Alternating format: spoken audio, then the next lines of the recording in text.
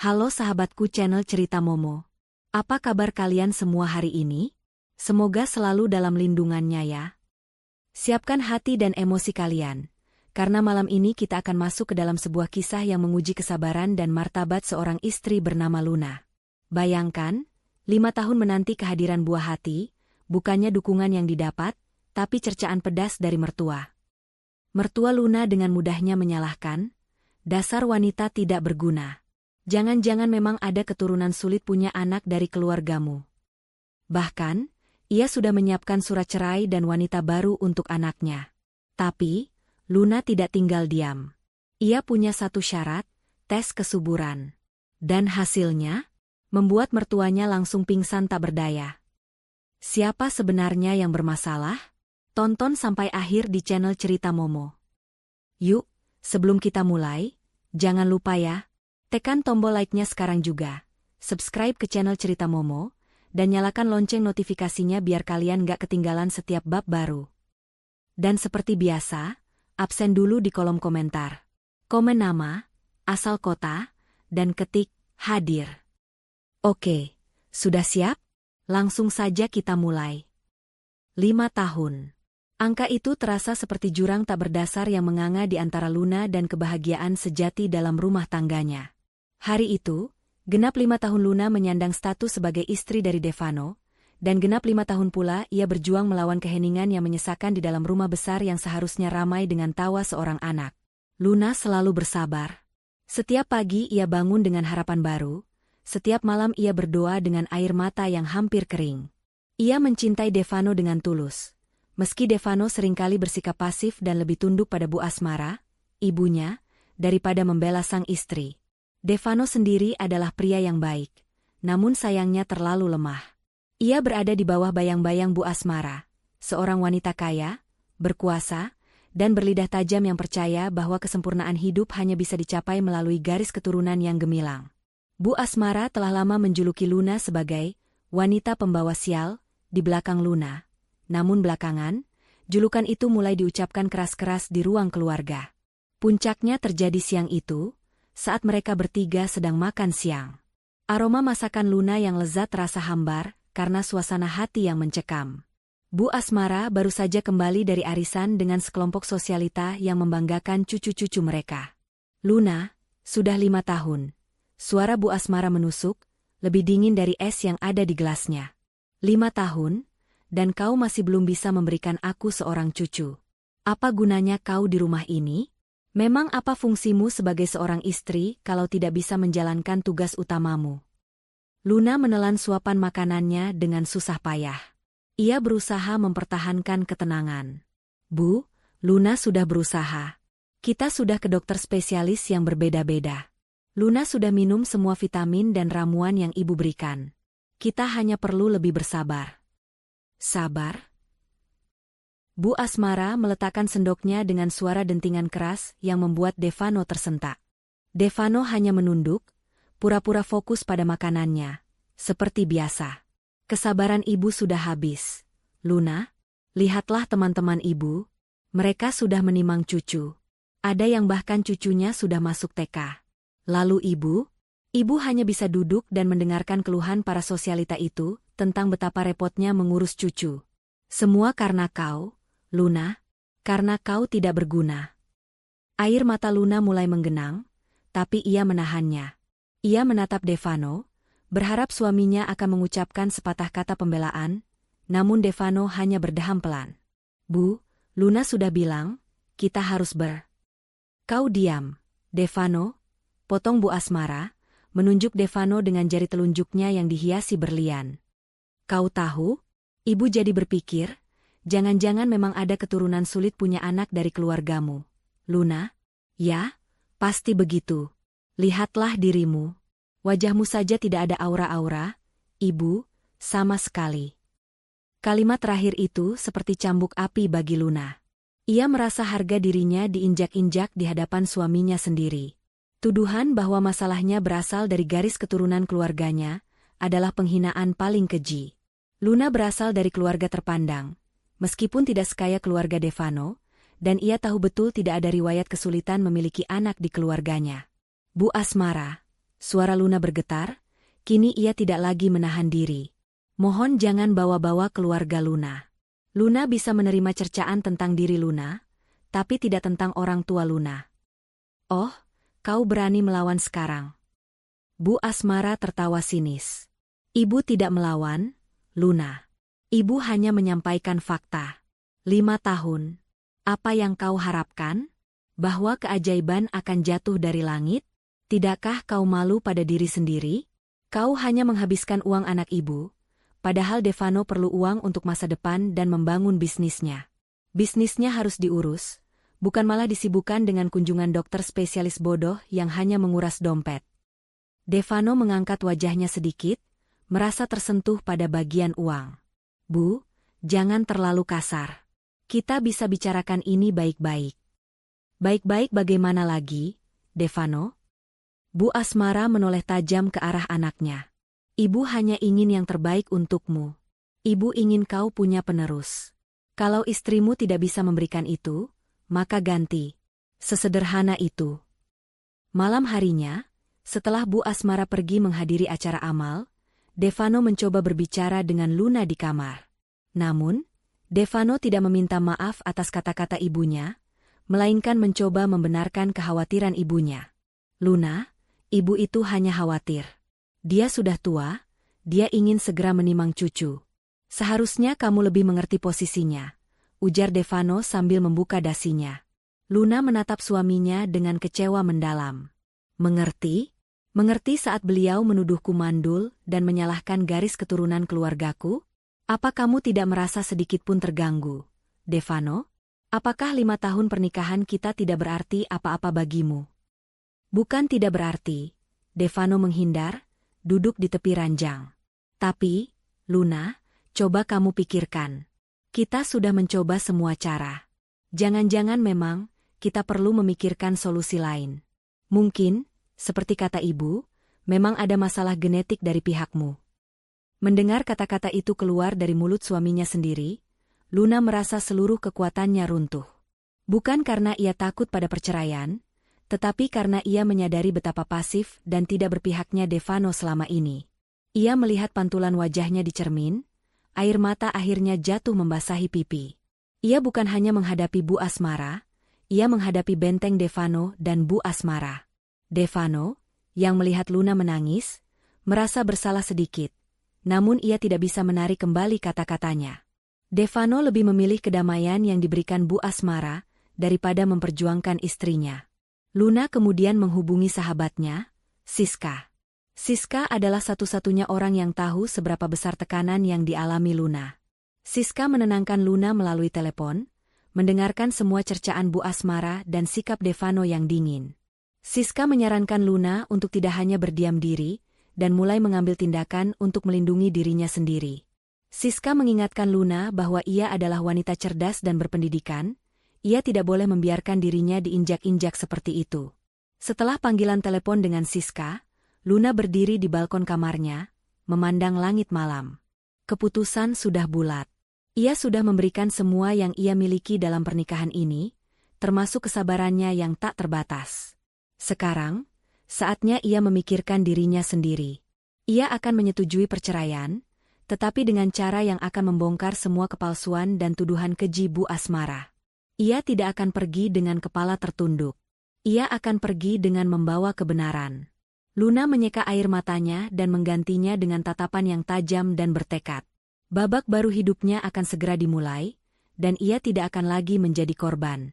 Luna menghabiskan sisa malam itu dengan menyusun strategi.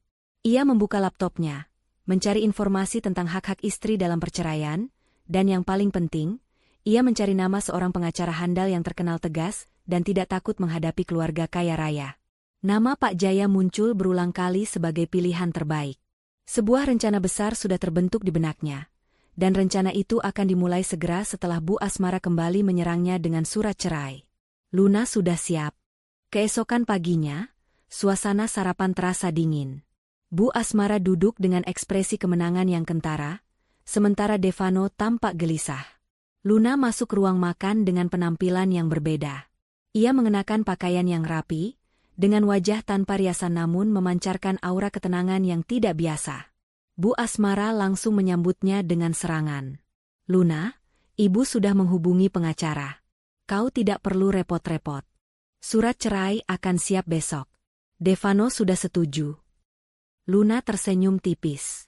Senyum yang membuat Bu Asmara merasa sedikit tidak nyaman. Luna mengambil tempat duduknya, meminum tehnya, dan menatap lurus ke arah Bu Asmara. Bagus, Bu. Luna setuju. Luna akan menandatangani surat cerai itu, jawab Luna dengan suara yang mantap. Devano dan Bu Asmara terkejut. Mereka menyangka Luna akan memohon dan menangis. Kau setuju? Tanya Bu Asmara, berusaha menyembunyikan keterkejutannya. Ya, Luna setuju. Tapi Luna punya satu syarat, kata Luna, menaruh cangkir tehnya di meja dengan hati-hati, menciptakan suara pelan yang menarik semua perhatian. Syaratnya sederhana. Sebelum Luna menandatangani surat itu, Devano dan Luna harus melakukan tes kesuburan sekali lagi. Di klinik yang netral, dan dilakukan secara bersamaan. Dan kita akan melihat siapa yang sebenarnya tidak berguna, atau membawa keturunan sulit punya anak. Wajah Bu Asmara langsung menegang. Devano membeku. Mereka tidak menyangka Luna akan mengajukan syarat yang langsung menyerang inti masalah yang selama ini mereka jadikan alasan untuk menceraikannya. Luna tahu, Bu Asmara sangat yakin bahwa masalahnya ada pada Luna, dan ia ingin Bu Asmara dan Devano merasakan bagaimana jika tuduhan itu berbalik 180 derajat. Luna tidak lagi peduli dengan pernikahan ini, ia hanya peduli pada kehormatannya. Ia harus membuktikan bahwa ia bukanlah wanita yang mandul dan tak berguna, seperti yang dituduhkan Bu Asmara. Luna ingin semua orang tahu bahwa 5 tahun cercaan yang ia terima adalah fitnah semata. Suasana di ruang makan pagi itu mendadak hening, lebih dingin daripada pendingin ruangan. Ucapan Luna tentang syarat tes kesuburan yang harus dilakukan Devano dan dirinya secara bersamaan telah menciptakan gelombang kejut yang kuat. Bu Asmara, yang terkenal selalu mendominasi, untuk pertama kalinya tampak kehilangan kata-kata. Devano sendiri hanya bisa menatap piringnya. Raut wajahnya menunjukkan perpaduan antara terkejut dan rasa tidak nyaman. Apa-apaan ini, Luna? Bu Asmara akhirnya memecah keheningan, suaranya naik 1 oktav, mencoba merebut kembali kendali. Kenapa harus ada syarat seperti itu? Kita sudah tahu, masalahnya ada padamu. Kau hanya mencari-cari alasan untuk menunda perceraian, kan? Luna mempertahankan ketenangan yang baru ia temukan. Ia menatap Bu Asmara lurus-lurus, membuat wanita tua itu sedikit gentar. Jika Bu Asmara dan Devano begitu yakin bahwa masalahnya ada pada Luna, lalu apa yang ibu takutkan? Bukankah hasil tes itu akan menjadi bukti nyata untuk menguatkan gugatan cerai Devano? Luna hanya ingin kebenaran yang mutlak, agar tidak ada penyesalan dan fitnah di masa depan. Jika hasilnya Luna yang bermasalah, Luna akan pergi tanpa menuntut sepeser pun harta Gonogini. Janji Luna untuk tidak menuntut harta Gonogini jika ia terbukti bersalah adalah umpan yang kuat. Devano dan Bu Asmara adalah orang-orang yang sangat perhitungan soal uang. Mereka selama ini khawatir Luna akan menuntut setengah harta yang mereka miliki. Bu Asmara berpikir keras. Di satu sisi, ia yakin 100% masalahnya ada pada Luna, karena sudah 5 tahun tidak hamil. Di sisi lain, ia benci syarat yang dipaksakan ini karena meragukan keturunan putranya. Namun, risiko kehilangan uang lebih besar daripada harga diri sesaat. Baiklah, putus Bu Asmara akhirnya, menyambar gelas air di depannya. Kita akan lakukan tes bodoh ini. Tapi kalau hasilnya sesuai dugaanku, kau harus angkat kaki dari rumah ini hari itu juga, dan kau harus menandatangani surat pernyataan tidak akan menuntut apapun. Kau dengar itu, Luna? Tentu, Bu Asmara, jawab Luna dengan senyum tipis. Ia telah menang di babak pertama. Ia berhasil memaksakan agendanya. Setelah sarapan, Luna segera menghubungi Pak Jaya.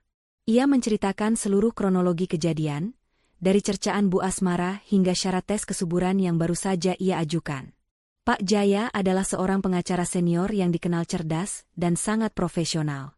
Nyonya Luna, Anda mengambil langkah yang sangat tepat.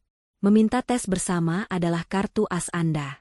Kita harus memastikan tes ini dilakukan di lembaga independen yang kredibel, bukan di klinik langganan Bu Asmara. Saya akan segera siapkan semua dokumen dan surat kuasa.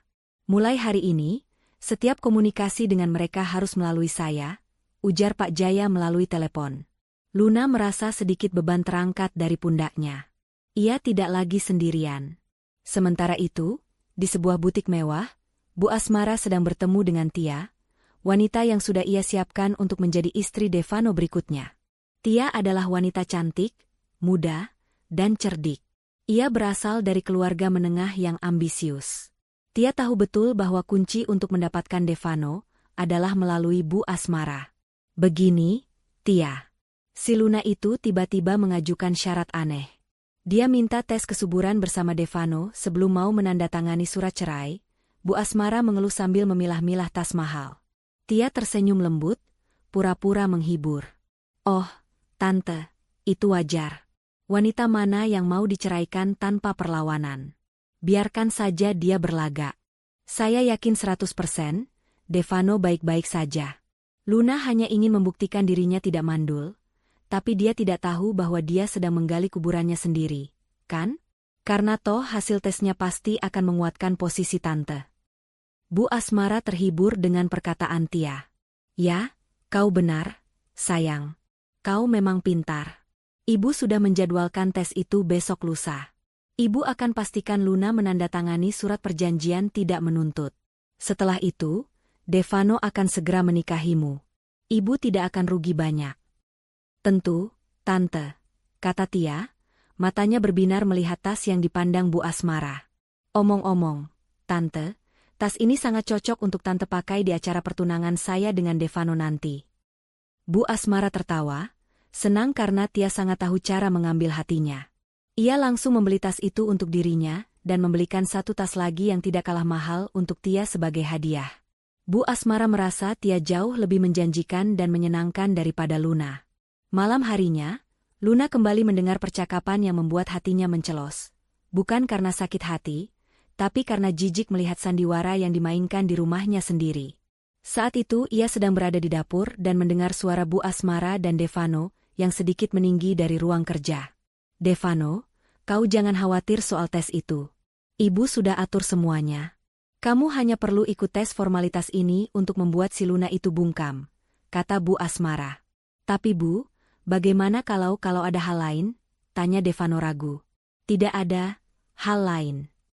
Kau anak ibu, kau sehat, kau pria. Wanita itu, Luna, yang bermasalah. Ibu sudah pastikan kau akan aman. Setelah Luna pergi, Tia akan masuk. Tia sudah ibu pastikan track recordnya, dia wanita yang sempurna untukmu.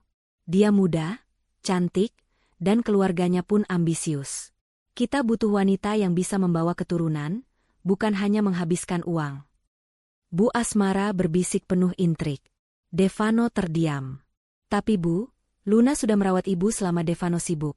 Dan selama ini semua biaya rumah tangga yang cukup besar, termasuk uang down payment bisnis Devano, itu dari tabungan Luna. Dia tidak pernah merepotkan. Itu namanya tugas istri, Devano. Jangan cengeng. Lagi pula, uang itu bisa dicari. Jangan terbuai dengan kebaikan palsunya. Kau harus ingat, prioritas utamamu adalah ibu dan masa depan keturunanmu. Kau harus segera menceraikannya. Bu Asmara menekan. Luna yang mendengar percakapan itu hanya bisa menggelengkan kepala. Ia baru tahu bahwa uang muka untuk bisnis Devano berasal dari tabungannya sendiri. Selama ini Devano selalu mengatakan bahwa itu adalah modal dari pinjaman bank. Pengkhianatan Devano tidak hanya pada hati, tetapi juga pada materi. Luna semakin yakin bahwa keputusannya untuk bercerai adalah keputusan terbaik. Ia merasa lega bahwa ia sudah menghubungi Pak Jaya. Ia harus memastikan Pak Jaya mendapatkan semua data aset dan transaksi keuangan mereka selama ini. Keesokan harinya, Devano datang ke Luna dengan wajah yang terlihat sedikit menyesal, tapi niatnya jelas untuk manipulasi. Ia mencoba merayu Luna agar membatalkan syarat tes kesuburan dan langsung menandatangani surat cerai. Sayang, kenapa kamu harus mempersulit diri? Lebih baik kita selesaikan ini baik-baik. Aku akan tetap memberimu sejumlah uang sebagai ucapan terima kasih karena telah menemaniku 5 tahun ini. Bujuk Devano, mencoba meraih tangan Luna. Luna menarik tangannya. Aku tidak butuh uang terima kasihmu, Devano. Aku hanya butuh kebenaran. Kamu harus ingat, kamu sendiri yang setuju dengan tes itu di depan Bu Asmara. Kalau kamu menarik kata-katamu, itu hanya akan membuktikan bahwa kamu atau ibumu sudah tahu kebenaran yang kalian sembunyikan. Devano langsung gelagapan. Tidak. Tentu saja tidak. Aku tidak suka suasana tegang ini, Luna. Sudah, lupakan. Kita ikut tesnya besok lusa. Aku hanya ingin kita berpisah baik-baik. Luna tahu Devano hanya takut ibunya akan marah jika ia membatalkan tes tersebut. Luna menanggapi dengan tenang, kalau begitu, siapkan dirimu. Aku sudah mengatur janji dengan dokter. Besok lusa, pukul 10 pagi, di klinik Andalas. Bukan pilihan Bu Asmara, tapi pilihan yang netral dan terpercaya. Klinik Andalas adalah klinik terkenal dengan rekam jejak yang bersih. Bu Asmara tidak punya koneksi kuat di sana. Bu Asmara sempat protes, tapi Luna berkeras.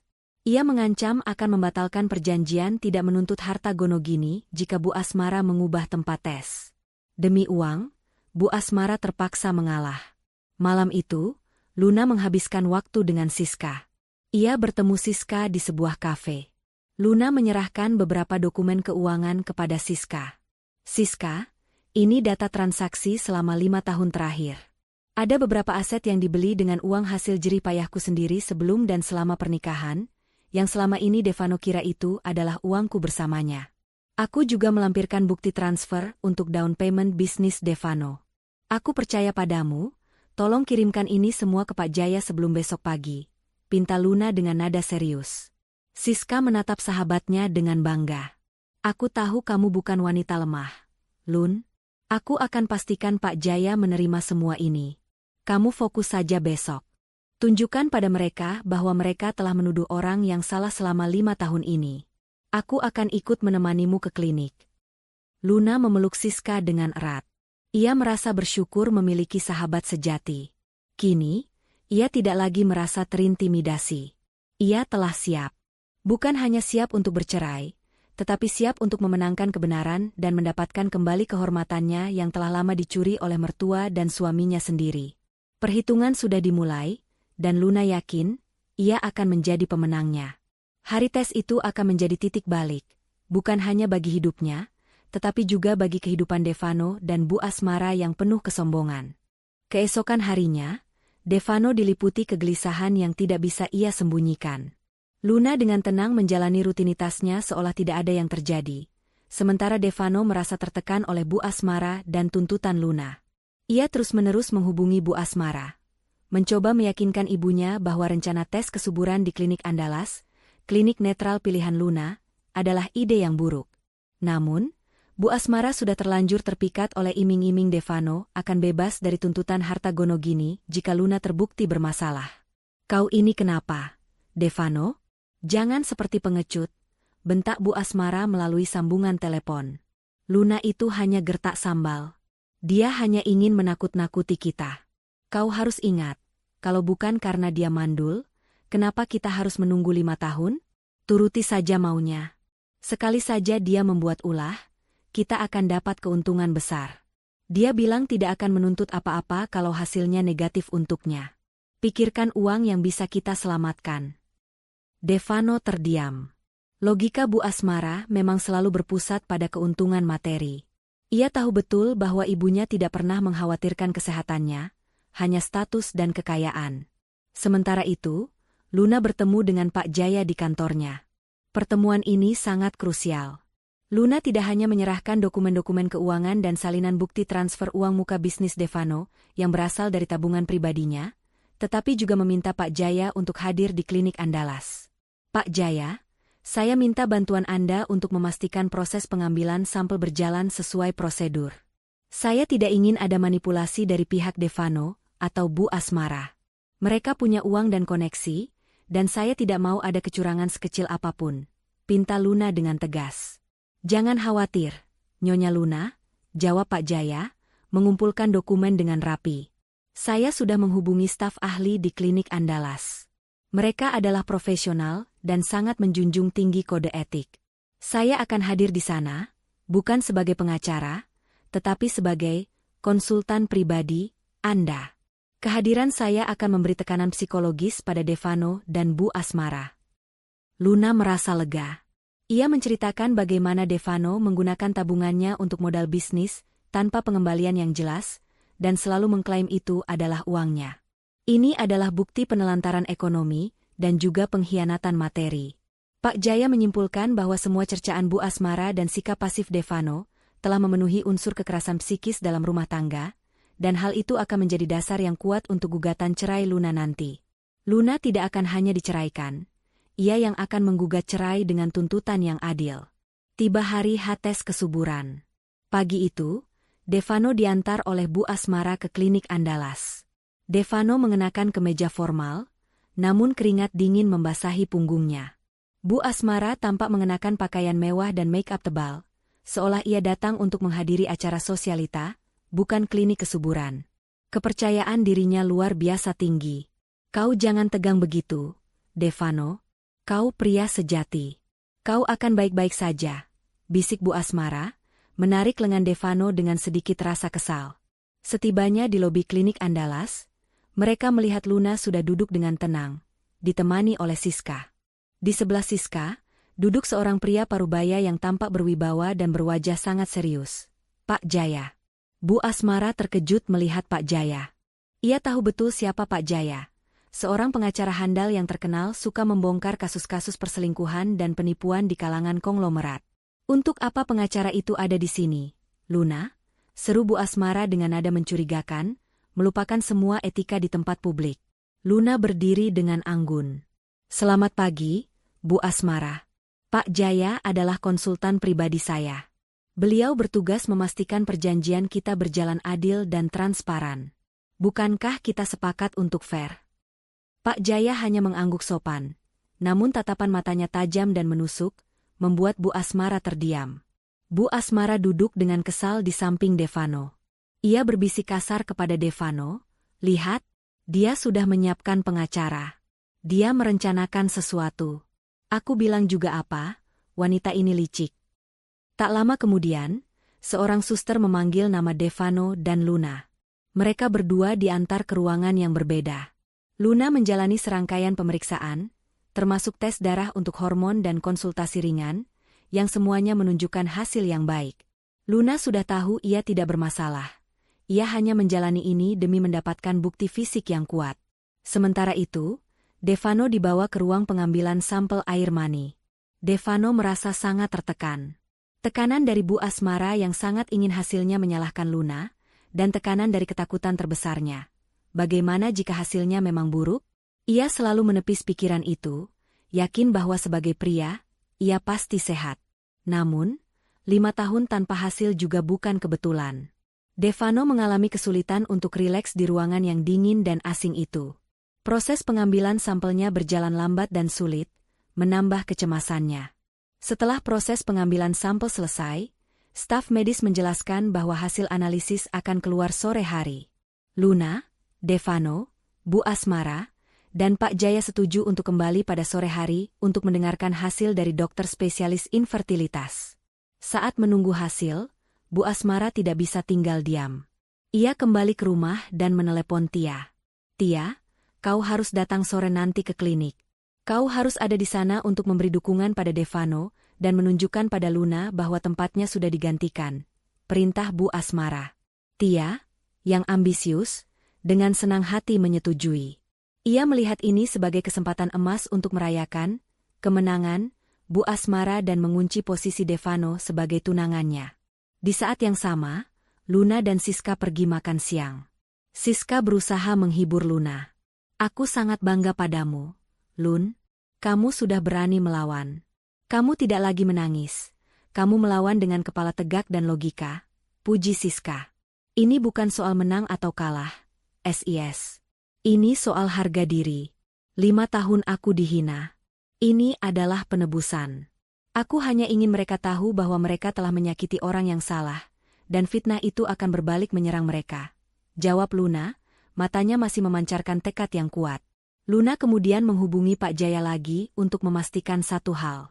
Ia meminta Pak Jaya untuk mengatur agar hasil tes Devano dan dirinya diberikan dalam amplop yang disegel dan baru dibuka di hadapan dokter dan semua pihak, termasuk Bu Asmara dan Devano. Ini adalah langkah antisipasi agar Bu Asmara tidak bisa memanipulasi hasil, meskipun Devano mungkin sudah melihat sebagian hasilnya.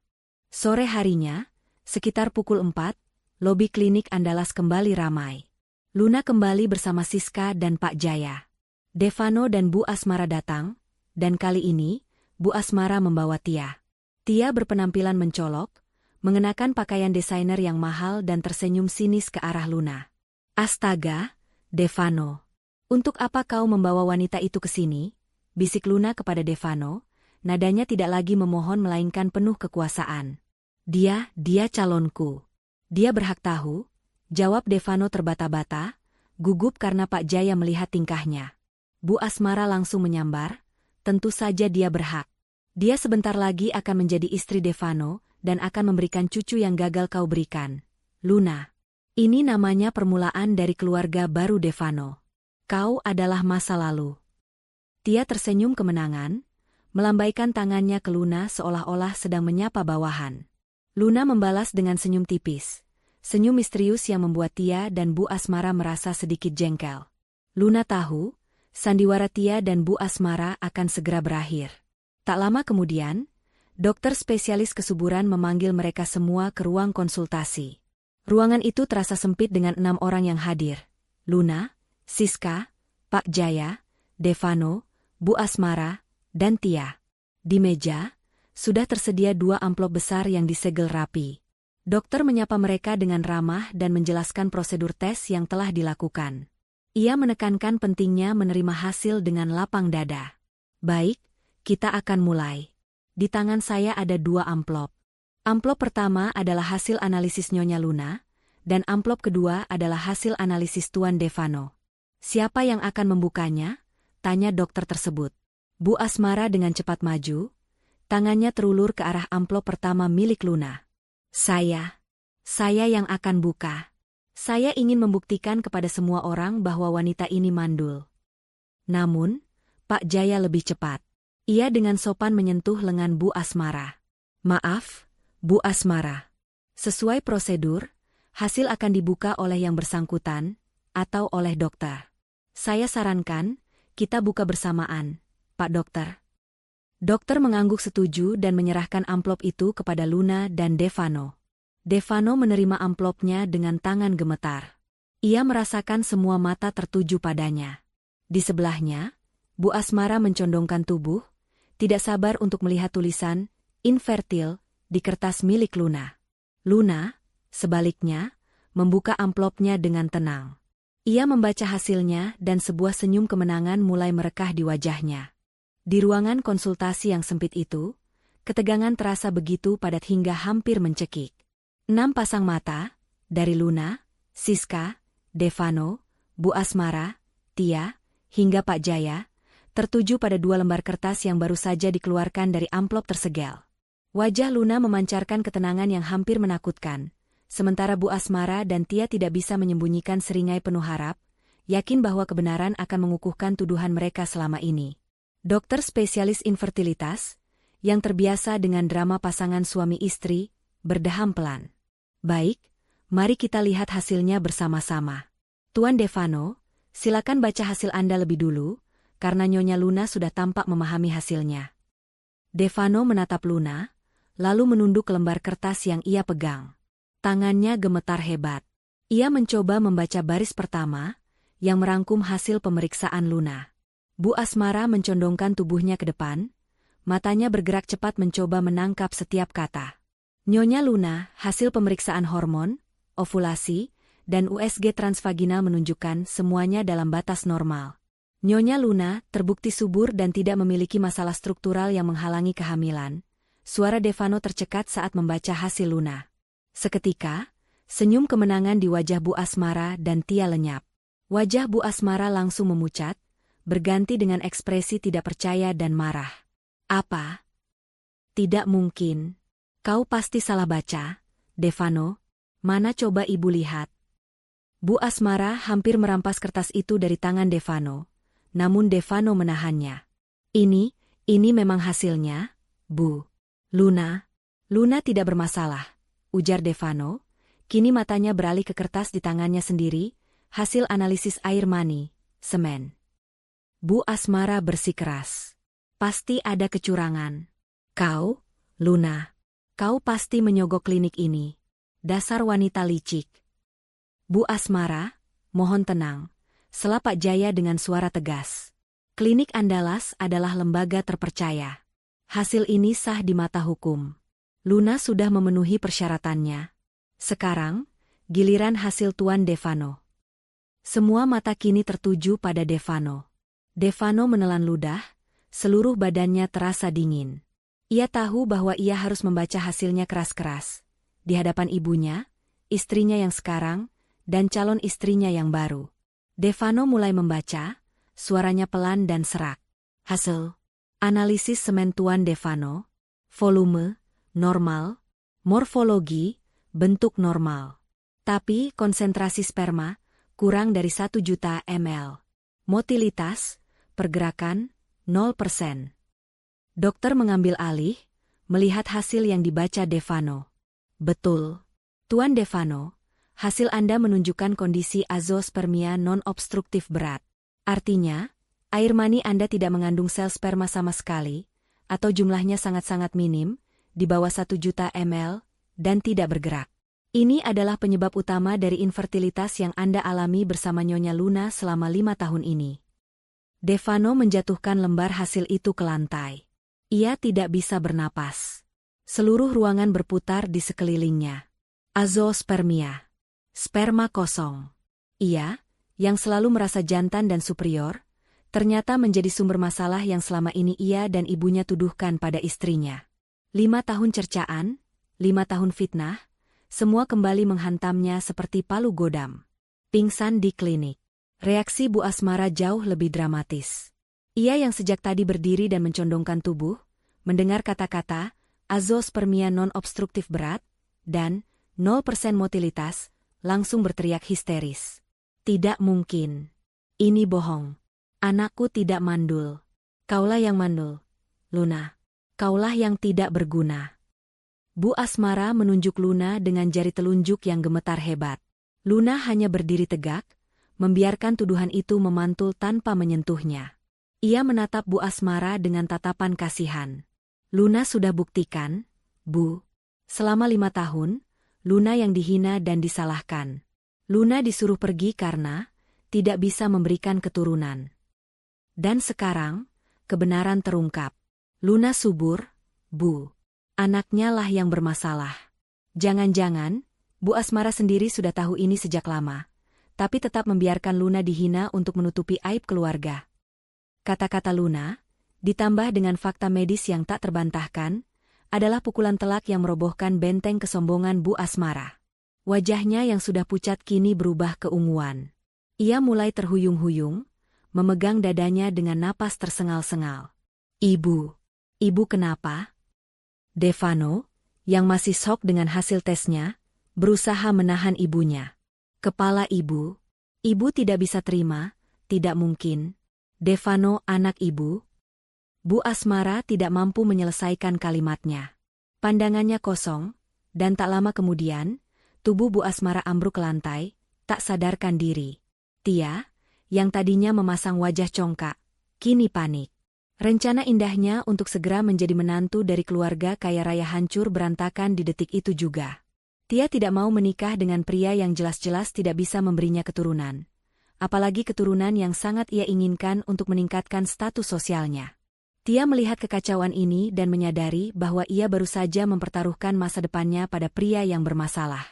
Ia mundur perlahan-lahan ke sudut ruangan, berusaha tidak terlibat. Dokter dan suster segera bertindak cepat. Mereka membawa Bu Asmara keluar dari ruang konsultasi untuk diberikan pertolongan pertama.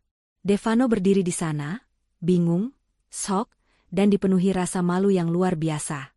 Ia dikelilingi oleh puing-puing kebohongan dan fitnah yang ia dan ibunya bangun. Luna pergi.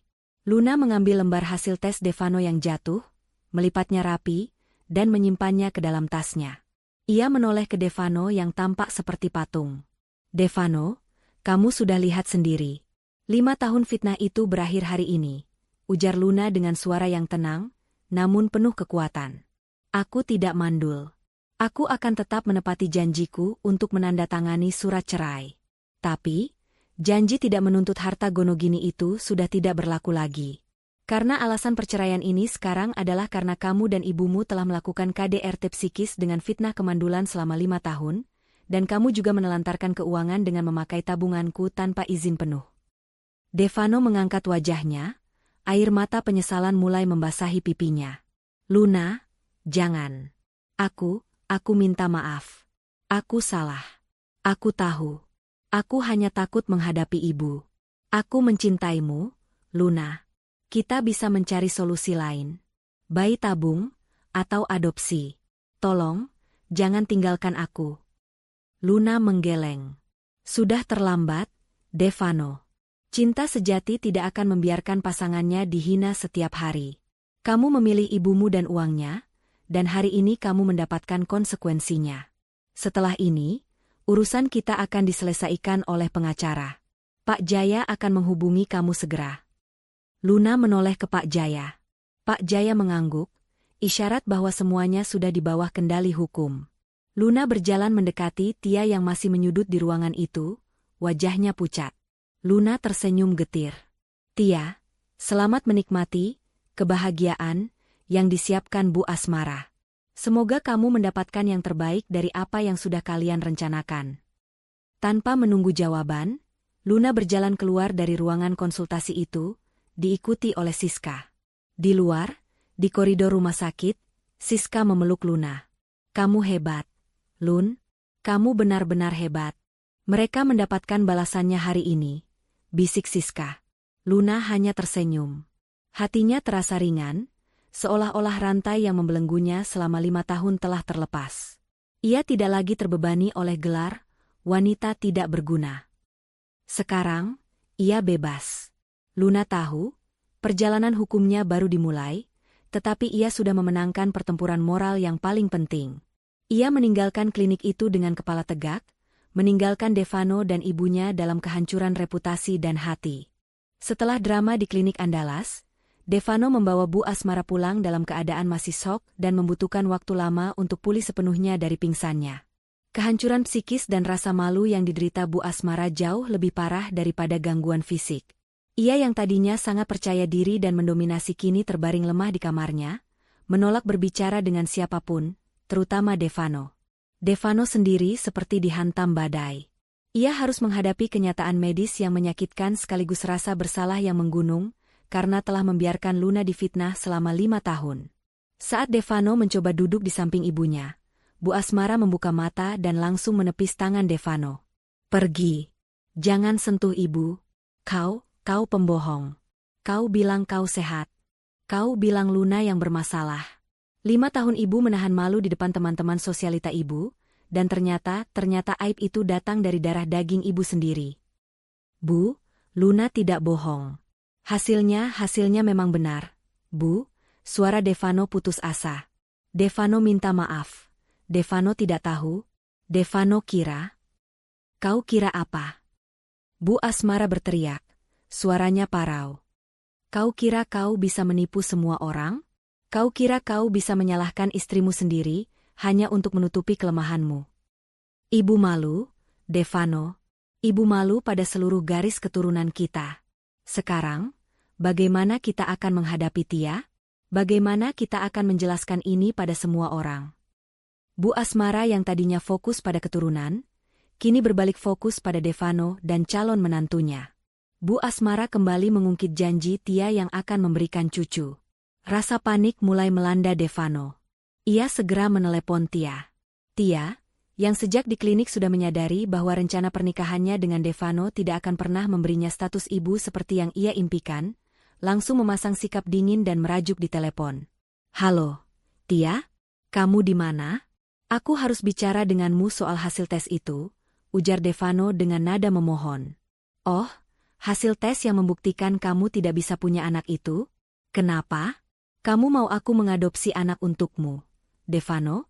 Maaf, ya.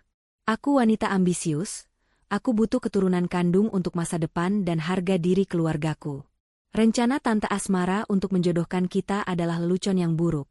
jawab Tia dengan nada sinis. Devano terkejut. Tia, tunggu. Jangan begitu. Kita bisa cari solusi. Aku akan tetap memberimu kehidupan yang mewah, lebih mewah dari yang bisa Luna berikan. Kekayaanmu berasal dari ibumu, dan ibumu sedang pingsan karena malu. Selain itu, aku juga tahu beberapa bisnis yang kamu kelola itu modalnya dari tabungan Luna. Luna sudah menghubungi pengacara terkenal, Pak Jaya, Devano. Sebentar lagi, kamu dan ibumu akan menghadapi masalah finansial yang jauh lebih besar daripada masalah kesuburan ini. Aku tidak mau terlibat dalam kehancuran. Tia membentak Devano, lalu menutup telepon tanpa memberi kesempatan Devano bicara lagi. Devano menjatuhkan ponselnya ke lantai. Kehancuran datang dari segala arah. Istri yang sudah pergi, ibu yang histeris dan sakit, dan calon istri yang meninggalkannya karena ia tidak sempurna sebagai pria. Ia merasa sendirian dan dikhianati. Sementara kekacauan terjadi di rumah Devano, Luna menjalani kehidupannya dengan langkah ringan. Ia dan Siska menghabiskan hari itu di rumah baru yang telah Luna siapkan sejak lama. Rumah itu dibeli Luna dengan uangnya sendiri, jauh dari pantauan Bu Asmara, sebagai aset cadangan jika terjadi sesuatu pada pernikahannya. Luna adalah wanita yang cerdas dan visioner. Ia selalu menyiapkan rencana B. Malam harinya, Luna kembali menghubungi Pak Jaya. Pak Jaya, Devano dan ibunya pasti sudah panik. Luna tidak ingin menunda. Luna ingin Anda segera mengirimkan surat gugatan cerai. Dan tolong, tekankan bahwa alasan gugatan itu adalah KDRT psikis karena fitnah kemandulan selama 5 tahun, serta penelantaran ekonomi, instruksi Luna. Sesuai perintah, Nyonya Luna. Semua dokumen sudah saya siapkan. Besok pagi, saya akan mengirimkan surat gugatan resmi sekaligus surat pemberitahuan pembagian harta Gonogini berdasarkan bukti-bukti yang Anda serahkan. Kita tidak akan memberi mereka kesempatan untuk menenangkan diri dan menyusun strategi kebohongan baru. Janji Pak Jaya. Luna juga menyerahkan semua rekaman suara dan pesan singkat berisi cercaan Bu Asmara yang sudah ia kumpulkan selama bertahun-tahun. Meskipun Bu Asmara tidak pernah melakukan kekerasan fisik, kata-kata kasarnya terhadap Luna, terutama tuduhan kemandulan dan pembawa sial, adalah bentuk kekerasan psikis yang diakui dalam hukum. Bukti ini akan menguatkan posisi Luna di pengadilan dan menjustifikasi tuntutan harta Gonogini dan ganti rugi mental yang akan ia ajukan. Keesokan harinya, Devano menerima panggilan panik dari sekretarisnya. Sekretarisnya melaporkan bahwa seseorang dari kantor hukum Pak Jaya baru saja datang ke kantor dan menyerahkan dokumen resmi. Tuan Devano, ini surat gugatan cerai dari Nyonya Luna. Ada juga dokumen lain, semacam audit keuangan. Mereka meminta Anda untuk segera menghubungi pengacara Anda. Devano, ada apa ini? Tanya sekretarisnya dengan nada ketakutan. Devano merasa lemas.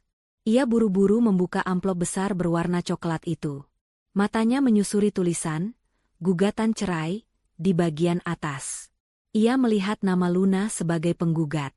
Lebih lanjut, ia melihat rincian gugatan yang mencantumkan kekerasan dalam rumah tangga bentuk psikis, fitnah kemandulan, dan penelantaran ekonomi. Devano tahu, fitnah yang mereka ciptakan sendiri kini menjadi bumerang. Namun, yang paling menghancurkan Devano adalah lampiran di belakang gugatan, audit harta bersama. Pak Jaya mencantumkan semua detail aset yang diperoleh selama pernikahan, dan yang paling membuat Devano terkejut adalah klaim atas down payment, DP, bisnisnya yang selama ini ia kira didapatkan dari pinjaman bank yang ia urus, ternyata adalah murni dari tabungan pribadi Luna. Luna menuntut agar Devano mengembalikan uang itu sepenuhnya dan menjadikannya sebagai ganti rugi. Jika Devano tidak bisa mengembalikan uang itu dalam jangka waktu yang ditentukan, Pak Jaya mengancam akan melakukan pembekuan aset bisnis Devano. Devano merasakan dunia benar-benar runtuh. Bisnis yang ia banggakan, yang ia gunakan untuk memamerkan kejayaannya di hadapan Luna, ternyata didirikan di atas pengorbanan Luna sendiri, dan sekarang akan dihancurkan oleh kebenaran itu. Ia segera menelepon Bu Asmara. Bu, gawat, Luna menggugat cerai. Dia pakai Pak Jaya. Dia menuntut semua uang DP bisnis Devano. Kalau Devano tidak bayar, mereka akan membekukan aset kantor. Bu Asmara, yang baru saja bisa duduk tegak, langsung melonjak dari tempat tidurnya, melupakan rasa malunya. Apa? Beraninya wanita itu. Dia tidak bisa melakukan itu. Itu uang kita. Uang keluarga. Tidak, Bu. Itu uang tabungan Luna. Dia punya bukti transfernya. Kita harus segera cari pengacara yang lebih baik dari Pak Jaya. Devano berteriak panik. Bu Asmara, yang kini fokus pada penyelamatan uang, segera menghubungi jaringan sosialitanya untuk mencari pengacara tandingan. Mereka pun menyewa pengacara mahal lainnya, namun hati mereka sudah diliputi kecemasan besar. Luna, yang sudah memprediksi reaksi ini, hanya tersenyum tipis di rumah barunya. Ia tahu, babak pertarungan yang sesungguhnya telah dimulai, dan kali ini, Devano dan Bu Asmara akan bertarung dengan rasa malu yang harus mereka pikul. Kebenaran medis dan kebenaran finansial, keduanya kini berada di tangan Luna, menjadi senjata paling mematikan dalam proses perceraian. Luna tidak lagi mencari kebahagiaan dari Devano, ia mencari keadilan dan kehormatannya kembali. Setelah Devano dan Bu Asmara menerima surat gugatan cerai dan audit keuangan dari Pak Jaya, kepanikan di rumah mereka mencapai puncaknya. Mereka segera menyewa pengacara, seorang pria bernama Pak Dika, yang terkenal dengan biaya selangit tetapi janji-janji yang mengawang. Bu Asmara berkeras bahwa mereka harus melawan tuntutan Luna, terutama klaim Luna atas pengembalian modal bisnis Devano yang jumlahnya sangat besar. Kita tidak boleh membiarkan wanita itu mengambil uang kita, Devano. Kita harus bilang bahwa itu adalah investasi bersama, bukan pinjaman. Teriak Bu Asmara kepada Devano di ruang tamu, sementara Devano hanya mondar-mandir dengan wajah lesu. Tapi, Bu, Luna punya semua bukti transfernya. Devano ingat. Dulu Luna bilang itu uang cadangan dan Devano berjanji akan mengembalikannya. Kita tidak pernah membuat perjanjian tertulis tentang investasi bersama. Devano frustrasi. Persetan dengan janji. Kita harus buat-buat bukti. Kita harus alihkan aset. Cepat, Devano, pindahkan sebagian uangmu ke rekening ibu. Perintah Bu Asmara, matanya dipenuhi nafsu serakah. Saat mereka sedang menyusun rencana licik untuk menyembunyikan aset, ponsel Devano berdering. Itu dari manajer banknya, dengan nada suara yang sangat tegang. Tuan Devano, saya mohon maaf mengganggu. Saya harus memberitahu Anda bahwa telah terjadi pemblokiran dana di semua rekening yang terhubung dengan bisnis Anda. Kantor Hukum Pak Jaya baru saja mengirimkan penetapan pengadilan terkait sengketa harta bersama dan dugaan penyalahgunaan dana, kata manajer bank itu. Devano terhuyung mundur. Apa? Diblokir? Tapi kita belum sidang. Kalian tidak bisa melakukan itu. Maaf, Tuan. Ini adalah perintah penundaan pencairan dana, sampai masalah kepemilikan modal diselesaikan di pengadilan. Anda harus menghubungi pengacara Anda segera. Kami tidak bisa berbuat apa-apa, jawab manajer itu, lalu menutup telepon. Devano menatap ibunya, wajahnya seputih kapas. Bu, bisnis kita, kantor, uangnya diblokir. Kita tidak bisa membayar gaji karyawan bulan ini. Luna benar-benar melakukannya. Bu Asmara merasakan tanah di bawah kakinya berguncang. Pemblokiran dana adalah bencana besar. Reputasi bisnis Devano, yang selama ini mereka jadikan topeng kesuksesan, akan hancur dalam semalam. Keesokan paginya, situasi semakin memburuk. Luna, melalui Pak Jaya, mengajukan permohonan sita jaminan, konservatoire Beslak, atas rumah yang mereka tinggali, yang secara hukum masih terdaftar sebagai harta bersama meskipun sebagian besar dibeli Devano.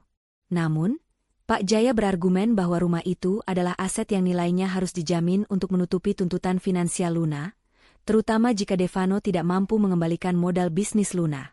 Pukul 10 pagi, sebuah mobil hitam mewah berhenti di depan rumah Devano.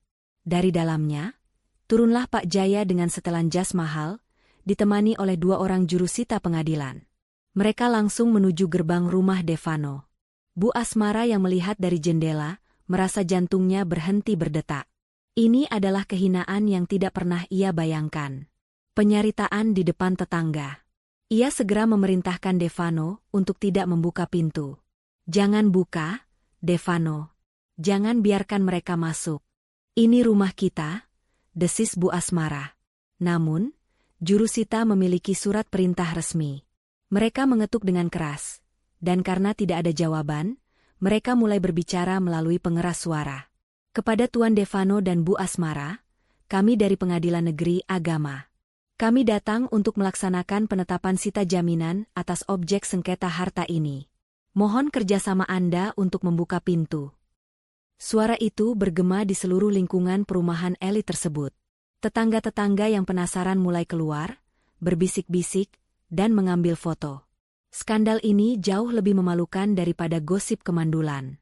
Devano, yang tidak ingin menimbulkan keributan besar, akhirnya membuka pintu dengan wajah tertunduk. Pak Jaya masuk dengan percaya diri, membawa dokumen-dokumen. Tuan Devano, kami hanya menjalankan tugas. Ini adalah salinan penetapan sita jaminan yang diajukan Nyonya Luna. Anda dan Bu Asmara masih boleh menempati rumah ini, namun Anda dilarang untuk menjual, mengalihkan, atau menjaminkan aset ini sampai keputusan pengadilan memiliki kekuatan hukum tetap. Sita jaminan itu adalah pukulan telak. Devano dan Bu Asmara bukan hanya kehilangan kendali atas aset mereka, tetapi juga martabat di mata tetangga. Bu Asmara keluar dari rumah, mencoba mempertahankan sisa-sisa harga dirinya. Pak Jaya, ini penghinaan. Istri saya. Anda jangan seenaknya. Ini rumah anak saya, teriak Bu Asmara, suaranya bergetar karena amarah dan rasa malu. Bu Asmara, balas Pak Jaya dengan nada tenang dan profesional. Luna sudah memberikan kesempatan. Anda dan Tuan Devano telah melakukan kekerasan psikis dan penelantaran ekonomi terhadap klien saya. Kami hanya meminta keadilan. Semua ini akan selesai jika Tuan Devano mengembalikan modal bisnis Nyonya Luna dan mengakui fitnah yang telah dilontarkan. Devano merasa lemas. Ia tidak punya uang tunai sebanyak itu lagi karena dananya diblokir. Bisnisnya terancam bangkrut karena tidak bisa beroperasi. Luna tidak hanya menuntut cerai, ia juga melumpuhkan Devano secara finansial. Di tempat lain, Luna dan Siska membaca berita tentang penyitaan jaminan itu di grup perumahan. Luna tidak merasa senang, tetapi ia merasa damai. Ia mendapatkan kembali rasa hormatnya. Gila, Lun.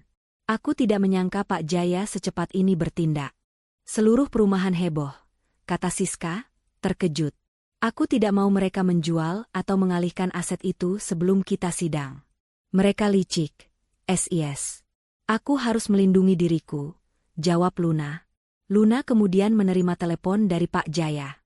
Nyonya Luna, sita jaminan sudah dieksekusi. Pihak Devano sekarang benar-benar tertekan. Mereka pasti akan menghubungi Anda untuk meminta damai. Ingat, jangan pernah mau diajak mediasi tanpa kehadiran saya. Tuntutan kita harus tetap sama. Pengembalian dana, pengakuan KDRT psikis, dan perceraian. Luna mengangguk. Ia tahu, setelah ini, Devano dan Bu Asmara akan menggunakan segala cara untuk memutarbalikkan fakta. Namun Luna sudah memegang 2 kartu as yang tidak bisa mereka sangkal. Hasil tes kesuburan dan bukti transaksi keuangan. Malam itu, Devano mencoba menghubungi Luna berkali-kali. Luna tidak mengangkatnya. Devano mengirimkan pesan panjang lebar berisi permohonan maaf yang berapi-api, penyesalan, dan janji-janji manis untuk berubah dan memperbaiki semuanya. Pesan Devano, Luna, aku mohon. Aku tahu aku salah. Aku menyesal sudah membiarkan ibu menghinamu. Aku butuh kamu. Kita bisa mulai lagi. Kita bisa cari pengobatan untukku, kita bisa adopsi anak. Tolong, jangan hancurkan aku. Ibu sekarang sakit, bisnisku hancur. Aku mohon, cabut gugatan itu. Aku akan memohon maaf pada keluargamu. Kita selesaikan masalah ini secara kekeluargaan, jangan lewat pengadilan. Aku mencintaimu. Luna membaca pesan itu, tapi hatinya tidak lagi tersentuh. Pesan itu hanya membuatnya jijik. Devano tidak meminta maaf atas tindakannya, tetapi karena konsekuensi dari tindakannya. Ia tidak menyesali kesalahan moral, ia menyesali kehancuran finansial dan sosialnya. Luna membalas dengan singkat. Balasan Luna, hubungi Pak Jaya. Tidak ada lagi urusan, kekeluargaan, antara kita. Kebenaran medis sudah di tangan. Sampai jumpa di pengadilan, Devano. Luna tahu, Devano akan berusaha keras untuk menjatuhkannya di pengadilan. Namun, ia juga tahu, semua kebohongan dan sandiwara yang mereka ciptakan sendiri kini telah menjadi senjata terkuat di tangan Luna. Babak perebutan aset dan harga diri telah dimulai, dan kali ini, Luna tidak akan pernah mengalah. Setelah penyitaan jaminan dan pemblokiran rekening, Devano dan Bu Asmara terpaksa menghabiskan waktu berminggu-minggu dalam ketidakpastian finansial. Bu Asmara yang biasanya menghabiskan waktu dengan arisan dan shopping kini, hanya bisa bersembunyi di rumah. Malu karena semua tetangga sudah mengetahui skandal penyitaan dan alasan perceraian. Pengacara mereka, Pak Dika, tidak bisa berbuat banyak karena bukti-bukti Luna, terutama hasil tes kesuburan yang menunjukkan Devano bermasalah, sangat kuat. Tibalah hari sidang perceraian perdana. Ruang sidang dipenuhi aura tegang. Luna datang didampingi oleh Pak Jaya dan Siska, tampil sederhana namun berwibawa. Di sisi lain, Devano dan Bu Asmara datang bersama Pak Dika. Bu Asmara memasang wajah yang sangat masam, penuh kebencian yang tertahan. Sidang dimulai dengan agenda mediasi, yang tentu saja gagal total. Devano mencoba berakting menyesal dan memohon di depan mediator, meminta Luna kembali dan menarik gugatan. Luna, aku sungguh menyesal. Aku minta maaf atas semua yang telah ibu katakan. Kita bisa mulai dari awal. Kita masih bisa punya anak, Luna.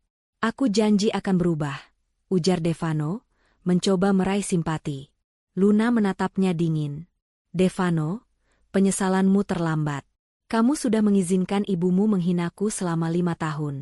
Kamu membiarkan kehormatanku diinjak-injak atas dasar kebohongan yang kini terbukti mutlak.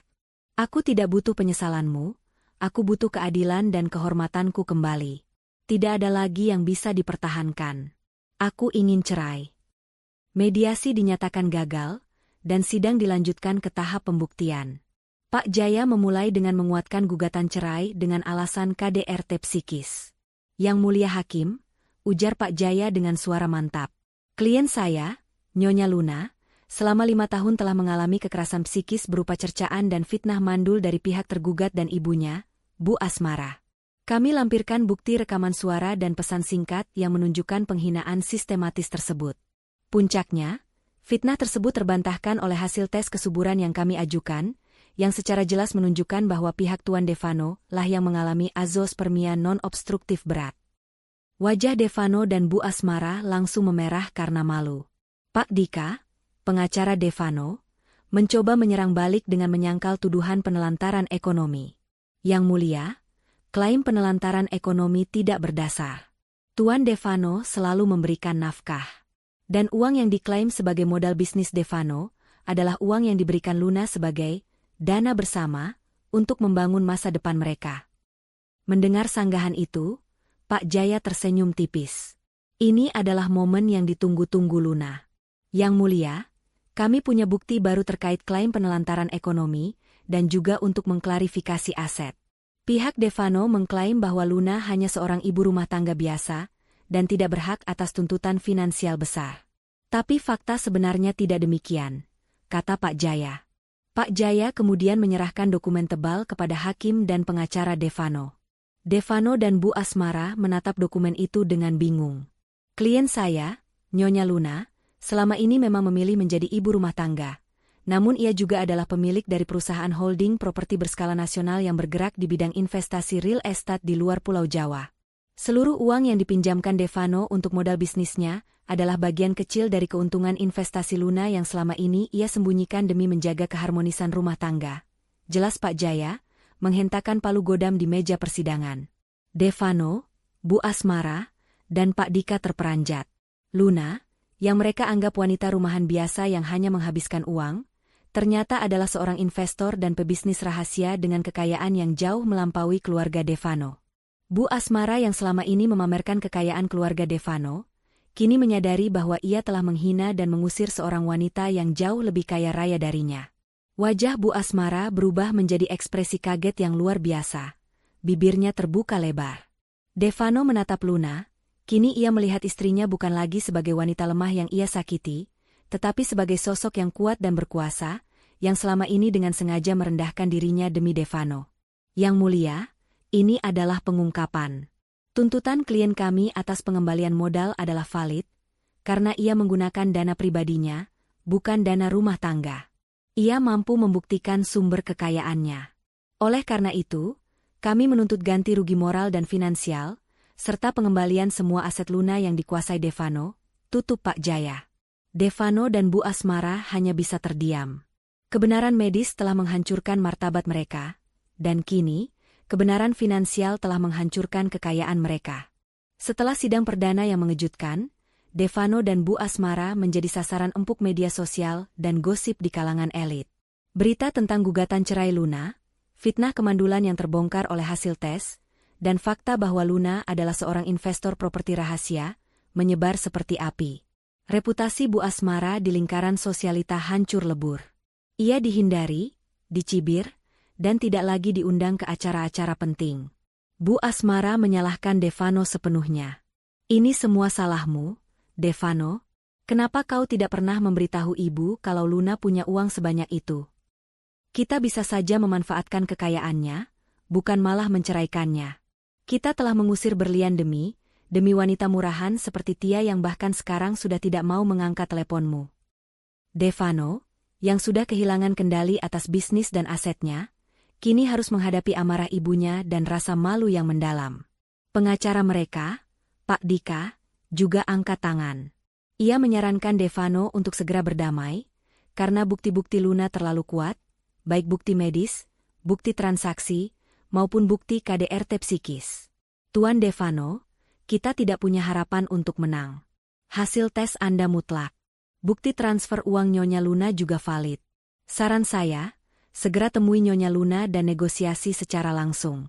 Berikan semua yang dia minta, agar kita bisa mencabut gugatan KDRT psikis. Itu yang paling berbahaya, desak Pak Dika.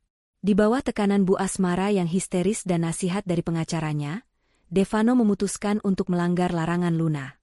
Ia bertekad mencari Luna secara langsung di rumah barunya. Devano tahu alamat itu dari Devano, diam-diam mengikuti Luna saat ia pindah. Sore itu, Devano datang ke rumah minimalis Luna yang terletak di kawasan yang tenang, jauh dari hiruk-pikuk perumahan mewah mereka yang lama. Devano membunyikan bel berkali-kali. Siska, yang kebetulan sedang menemani Luna, membuka pintu dan terkejut melihat Devano berdiri di sana dengan wajah berantakan. Devano, ada urusan apa kamu kesini? Luna tidak mau bertemu denganmu, ujar Siska tegas, mencoba menghalangi pintu. Siska, tolong, aku harus bicara dengan Luna. Ini urusan hidup dan mati bagiku dan ibu, Devano memohon, mencoba menyelinap masuk. Luna muncul dari dalam, mengenakan pakaian santai namun memancarkan aura seorang wanita karir yang sukses dan berkuasa. Aku sudah bilang, Devano, semua urusan lewat Pak Jaya, kata Luna tanpa emosi. Luna, aku mohon. Aku bersujud padamu. Devano benar-benar berlutut di depan pintu, membuat Luna terkejut. Aku mohon. Tarik tuntutan KDRT psikis itu. Aku akan kembalikan semua uangmu. Aku akan memberimu setengah dari semua aset yang kita miliki. Aku hanya tidak mau ibu sampai di penjara karena KDRT psikis. Ibu sedang sakit, Luna. Biarkan kami menjaga sisa reputasi ini. Melihat Devano yang berlutut di depannya, mantan suaminya yang angkuh kini harus memohon. Luna tidak merasa senang, hanya rasa kasihan yang hambar. Kamu seharusnya memikirkan kehormatan dan perasaanku saat kamu dan ibumu mencaci maki aku. Devano, kata Luna dengan nada pelan namun tajam. Kamu tidak memikirkan reputasiku saat kamu bilang aku pembawa sial dan mandul di depan banyak orang. Dan kamu baru menyesal setelah semua kekayaan dan reputasimu terancam. Devano mengangkat wajahnya, air mata mengalir. Aku tahu aku pantas mendapatkan ini. Tapi ibu tidak. Dia sudah tua. Luna, kita sudah menikah 5 tahun. Tolong, lupakan saja tuntutan KDRT itu. Aku akan menandatangani semua dokumen cerai dan pembagian harta sesuai maumu. Luna menoleh ke Siska, lalu kembali menatap Devano.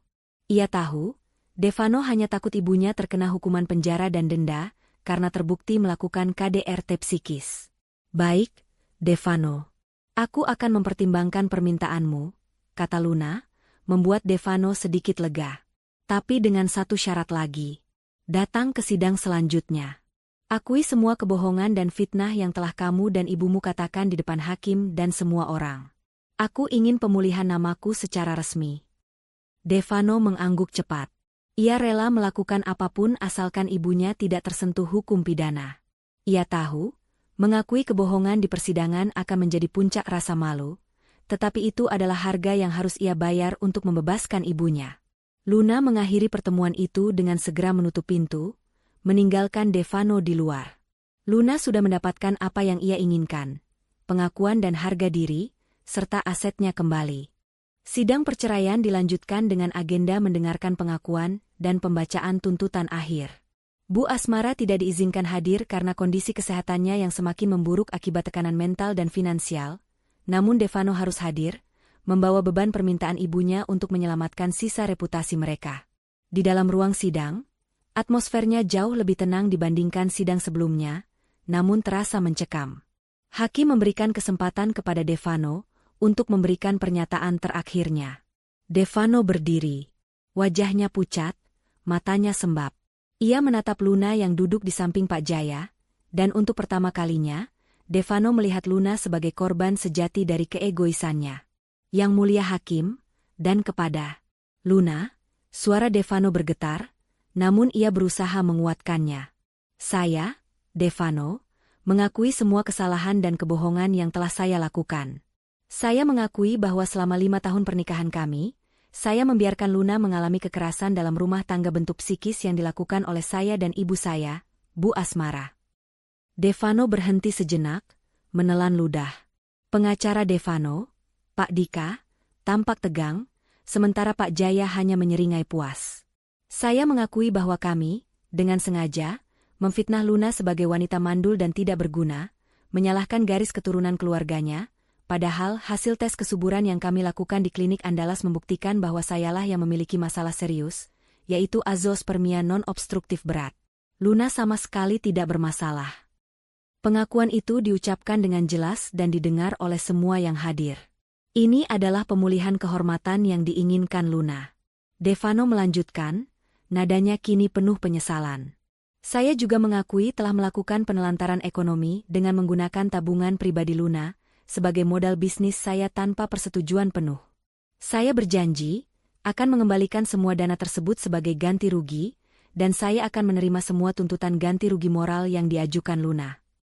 Setelah pengakuan yang menghancurkan dirinya sendiri, Devano duduk kembali. Pengacara Devano tidak lagi membantah. Mereka hanya bisa menerima kenyataan. Giliran Pak Jaya menyampaikan tuntutan akhir Luna. Ia menekankan bahwa karena adanya pengakuan KDRT psikis dan pengakuan kesalahan finansial, Luna setuju untuk mencabut tuntutan pidana terhadap Bu Asmara. Namun dengan syarat Devano segera menunaikan semua kewajiban finansial yang disepakati. Yang Mulia Hakim, klien kami Nyonya Luna telah membuktikan secara valid dan mutlak bahwa ia adalah korban. Ia telah berbaik hati untuk tidak memenjarakan mantan ibu mertuanya atas dasar kemanusiaan. Oleh karena itu, kami memohon agar majelis hakim mengabulkan permohonan cerai gugat Nyonya Luna dan menetapkan pembagian harta sesuai tuntutan yang telah kami ajukan, termasuk pengembalian modal Nyonya Luna yang digunakan Tuan Devano, serta ganti rugi atas KDRT psikis yang dialami, tutup Pak Jaya.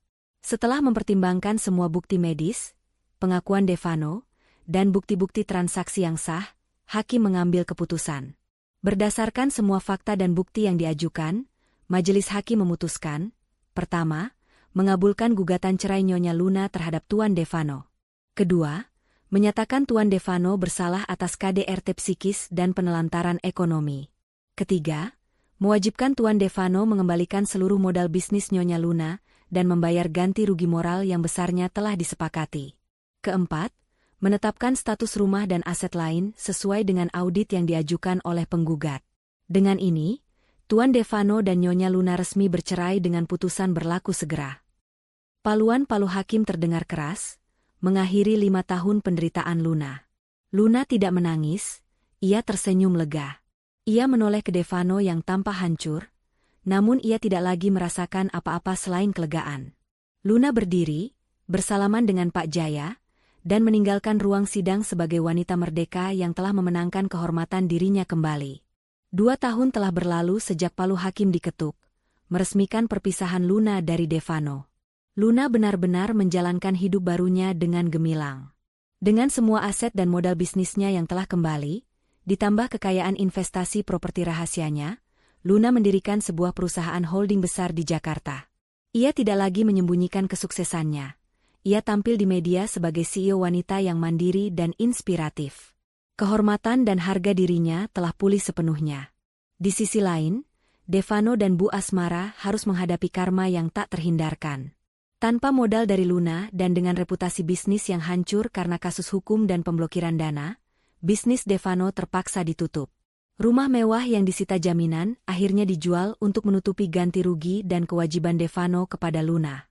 Bu Asmara, yang sudah kehilangan jaringan sosialita dan kekayaan, kini harus tinggal di rumah yang jauh lebih sederhana, menghabiskan hari-harinya dalam penyesalan dan tekanan. Devano kesulitan mendapatkan pekerjaan karena rekam jejaknya yang terikat kasus KDRT psikis dan penelantaran ekonomi. Mereka hidup dalam kesulitan, jauh dari kemewahan yang dulu mereka agungkan.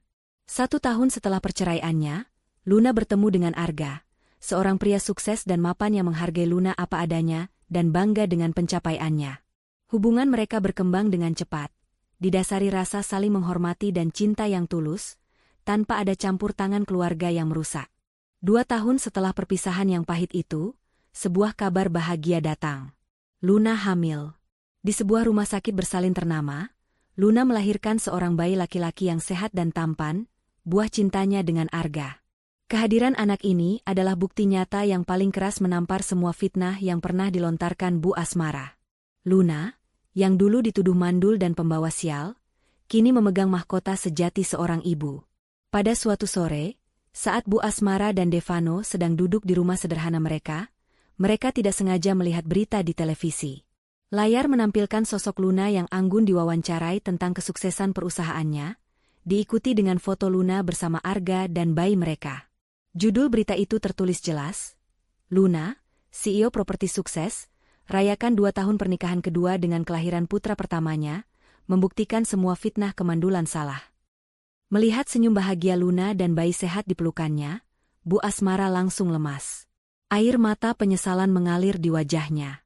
Ia akhirnya menyadari betapa kejamnya ia telah menghancurkan hidup Devano dan dirinya sendiri, hanya karena kesombongan dan kebodohan.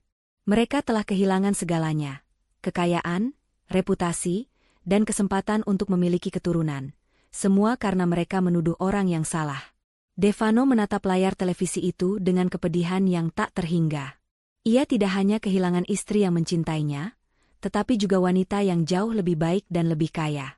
Ia menyesali semua sikap pasifnya yang membiarkan Luna disakiti. Ia kini menyadari bahwa kehormatan dan kebahagiaan sejati tidak diukur dari harta warisan atau keturunan yang dipaksakan, melainkan dari kejujuran dan rasa hormat terhadap pasangan. Namun, penyesalan itu sudah sangat terlambat. Luna, dipelukan suami barunya dan sambil menimang putranya, menjalani akhir yang baru, penuh kebahagiaan dan kemuliaan yang sesungguhnya. Pesan moral dari kisah Luna adalah bahwa kebenaran pada akhirnya akan selalu terungkap. Jangan pernah membiarkan diri dihina atau direndahkan. Kehormatan dan harga diri jauh lebih berharga daripada harta atau status. Terkadang, perpisahan adalah jalan terbaik untuk menemukan kebahagiaan sejati, dan karma akan selalu menemukan jalannya untuk menghukum mereka yang sombong dan penuh fitnah.